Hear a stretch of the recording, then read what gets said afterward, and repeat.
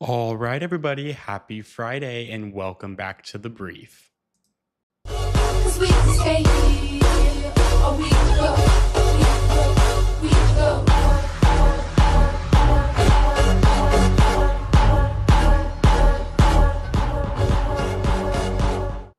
So, we have a lot to get through today, a lot of stories, different things, different sectors of the world, including some markets and stocks, and also some other stuff too, ICE, and also Ghislaine Maxwell and the Congress, all of it. Let's get started with our first story of today.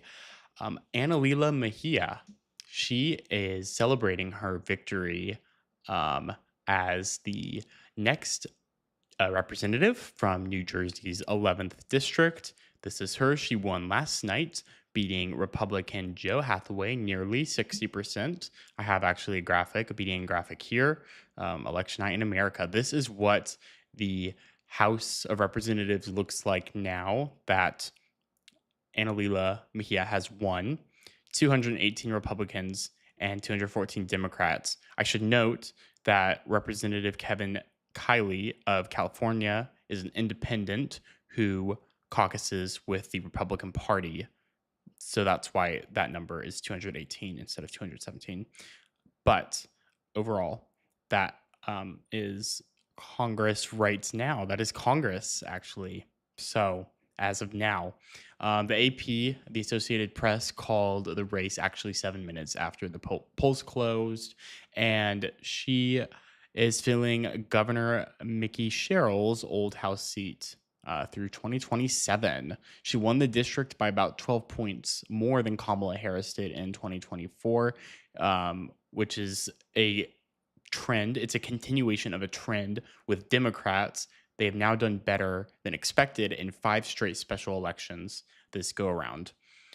So who is Analilia Mejia? She's a progressive activist. She also was the former national political director for Bernie Sanders' 2020 presidential campaign. She was also endorsed by Senator Bernie Sanders, Senator Elizabeth Warren, and Representative Alexandria Ocasio-Cortez.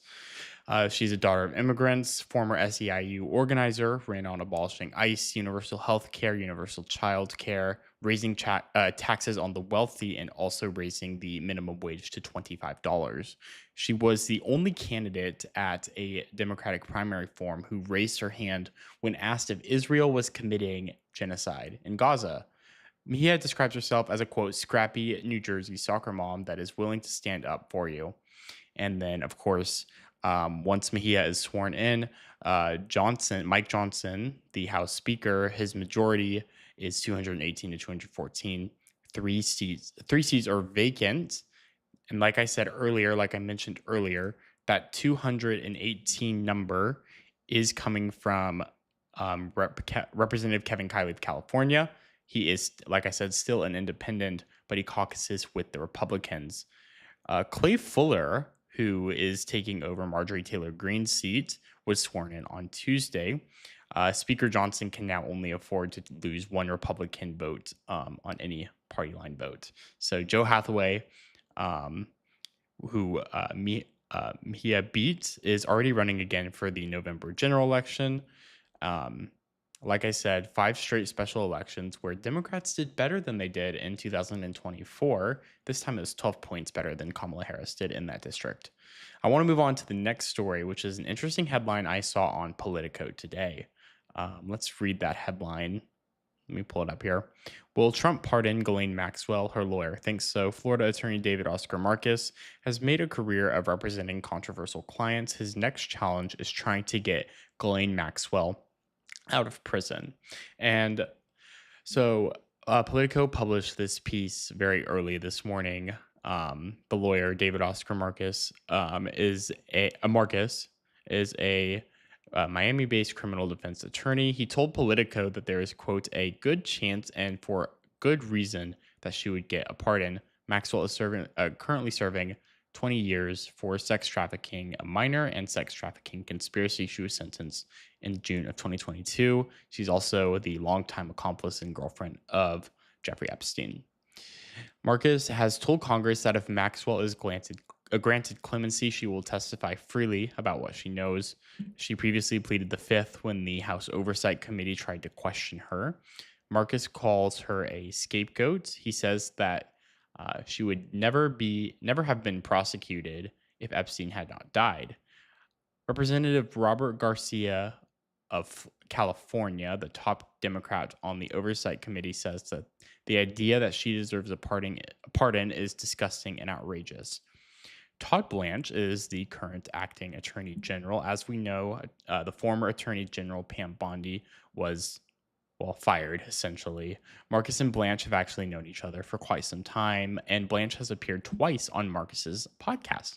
In July of 2025, when Todd Blanche was the deputy attorney general under Pam Bondi, he personally flew to Tallahassee, where Maxwell was being kept, and interviewed her over 2 days. Maxwell was granted limited immunity from that interview.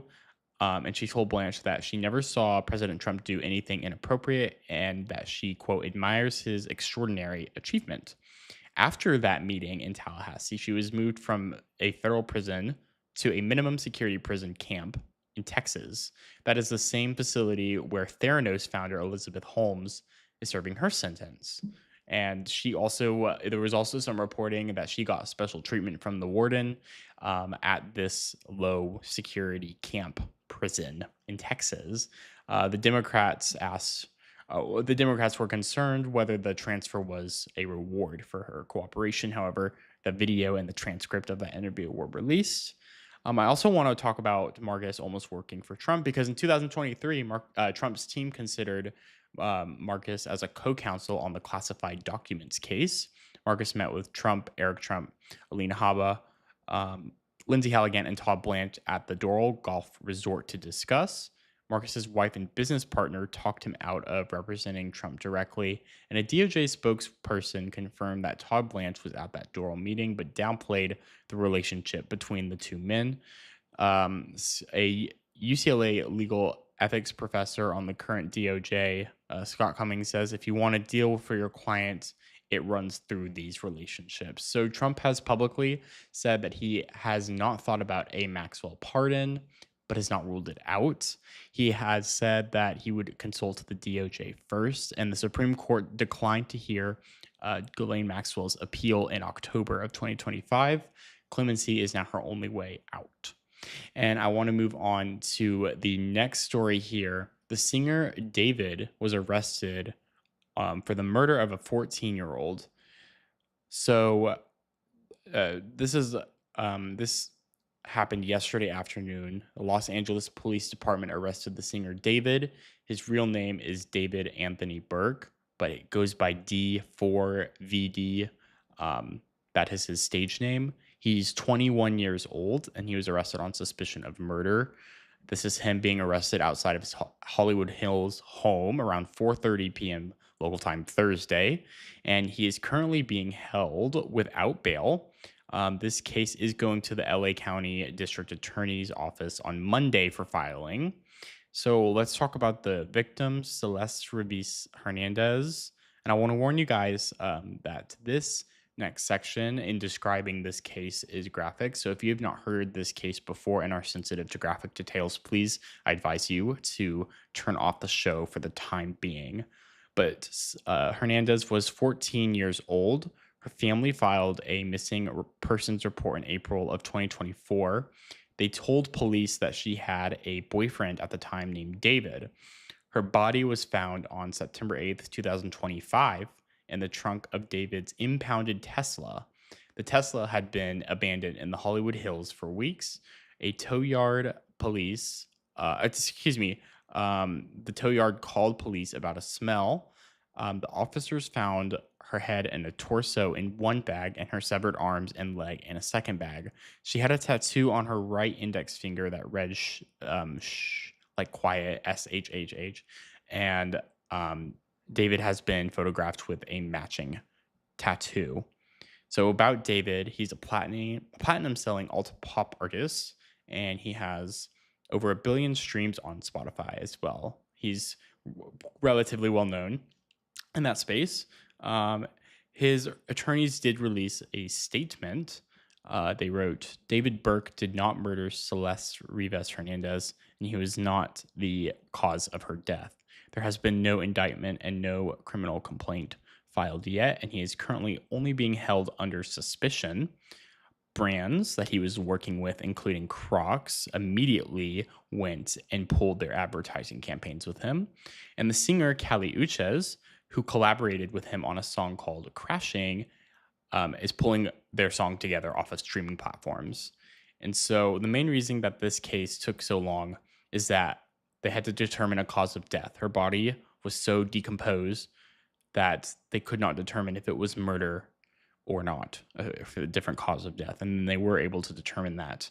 So that's why um, he was brought in. They can now say and prove that she was murdered without a cause of death. Of course, there is no murder charge.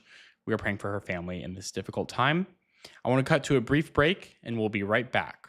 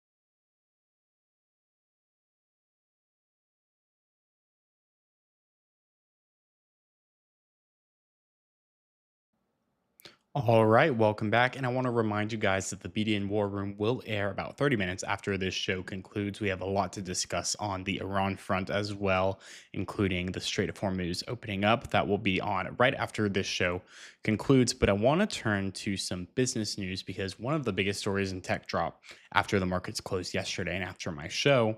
But Netflix reported its first quarter earnings yesterday afternoon, and revenue came in at about 12.25 billion with a B, and that beat Wall Street's estimates of 12.18 billion, and it is up 16% from the same quarter last year. Earnings per share were 1.23 or $1.23, and that exceeded Wall Street's expectations of 76 cents. However, if we can kind of look here at this graph, their stock actually dropped nearly 9% in after hours trading, its worst single day drop since October of 2024. So, why did this happen? Because it seemed as though they had a pretty good earnings report, and then after hours, their stock plummeted on nearly 9%. And that is because of this one time payment of 2.8 billion with a B from Warner Bros. Discovery. So, if y'all remember, Netflix had put in a deal to purchase Warner Bros. Discovery's streaming and film assets, including HBO, and Paramount Skydance outbid them in February, and that deal included all of Warner Bros. Discovery, so CNN and all of the Discovery channels, all of that. And so then Warner Bros. Had to pay Netflix a $2.8 billion breakup fee as a result. And if you take that one time payment out of the equation, out of this earnings report, the earnings look okay. They look ordinary. And Netflix's forecast for the next quarter came in below what Wall Street expected. Additionally, to make matters worse, Netflix also just raised their subscription prices for the second time in a year. There's ad tier, their basic tier is $8.99 a month. Their ad-free tier is $19.99 a month, and their premium top tier is $26.99 per month. Also, their co-founder, Reed Hastings, who started the company in April of 1997, announced he will be leaving the board in June when his term expires. He spent 29 years at the company, and he stepped down as CEO in 2023, but stayed on as chairman. He says he's leaving to focus on philanthropy and his personal pursuits. And he says that Netflix changed his life in so many ways. And Netflix definitely grew like a lot in his time there. But picking up on a story from yesterday, we covered an ICE agent charged with assaults here in Minneapolis. And today, the head of ICE, the acting head of ICE, is on his way out. So the acting ICE director, Todd Blanche, submitted his resignation yesterday. And I had an image of him, but it actually disappeared. Isn't that great? So, but he submitted his resignation yesterday, and Secretary Markwayne Mullen, DHS Secretary Markwayne Mullen, announced it yesterday evening on Thursday. His last day will be May 31st. He is staying on to help with the transition. He's going to the private sector. He's also a 20-year ICE veteran, and he was named acting director in March of 2025. Politico reported in March that Lyons had been hospitalized at least twice for stress-related issues in the 7 months before that appointment. He testified before the House Appropriations Subcommittee on Homeland Security yesterday, the same day that he resigned. He was asked about the deaths in ICE custody, Operation Metro Surge, and also the killings of Renee Good and Alex Preddy. He refused to apologize for administration officials calling Renee Good an agitator.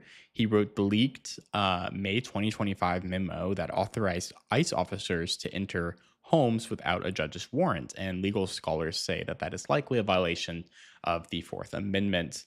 He's also the one last year who said he wanted ICE to operate like, quote, Amazon trying to get your prime delivery within 24 hours, but with human beings. So ICE actually And I did not know this, but ICE has not had a Senate confirmed director since the Obama administration. They've had about a dozen acting directors over the last 10 years. No replacement has been named for Lyons yet. Board czar Tom Homan and Deputy Chief of Staff Stephen Miller both put out statements praising Lyons last night. Now, that one broke yesterday after our show. But this one, and this is our third ICE story that we're covering this week, and a judge is now calling for a federal investigation. An 86-year-old French widow gets deported. This is an interesting story here. Marie Therese Ross Mai, I don't know how to pronounce her name. I apologize. 86 years old. She is a French citizen, and she was deported back to France yesterday. She had been held in an ICE detention center in Louisiana since April 1st. ICE agents took her from her bed in her nightgown and her robe, and she and her husband, Bill, who's pictured in this picture here, he's a retired U.S. Army captain. They met at a NATO base in France in the 1960s when he was stationed there.